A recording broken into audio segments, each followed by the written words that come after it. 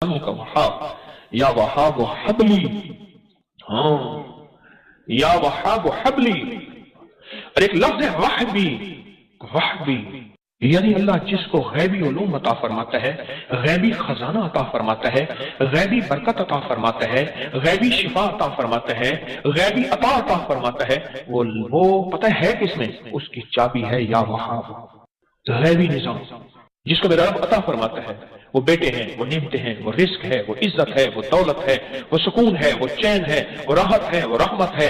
وہ کیسی غیبی نظام فرشتوں کے ذریعے ہے یا جنات کے ذریعے ہے یا انسانوں کے ذریعے ہے، وہ غیبی نظام زمین کے خزانے، آسمان کے خزانے، وہ غیبی نظام اچانک ملا، یا وہاب، یہ لفظ یا وہاب ہے۔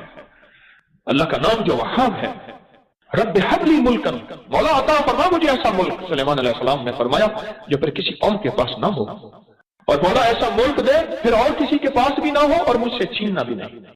وہاب یا وہاب، ہاں کھجور کے ساتھ نسبت میرے کملی والے کی ہے، کھجور کے ساتھ نسبت انبیاء کی ہے، کھجور کے ساتھ نسبتیں ہیں۔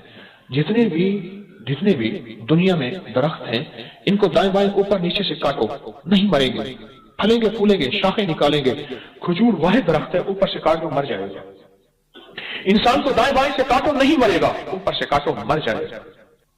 جب انسان کی خمیر کی مٹی رب نے انسان کا جسم بنایا تو اس میں جو مٹی بچی تھی، اس ساری بچی مٹی کو رب نے کھجور کا درخت بنا دیا۔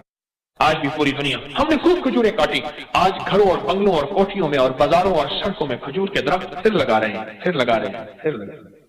یہ زندگی میں ہمارا ساتھ دیکھیے۔ میں بصرہ میں گیا، بصرہ کی کھجوریں، عراق کی کھجوریں، کھجوروں کے درخت ہی درخت ہیں، ہزاروں میل کا سفر کھجوروں کے ساتھ ہی ساتھ ہے۔ بغداد میں اور کہاں کربلا میں اور کہاں کوفہ نجف میں اور کہاں کھجوریں ہی کھجوریں ہیں۔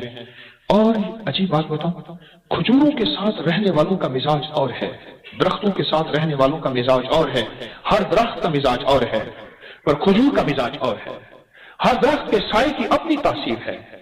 جو اس دن ایک صاحب کہنے لگے، ہم ایک جگہ گئے، ہم نے گوبر، خشک گوبر یہ گائے بھینس کا جسے اپلی بھی کہتے ہیں، پاتھیاں بھی کہتے ہیں، خشک گوبر کی پکی ہوئی چائے پی، اس کا ذائقہ اور تھا۔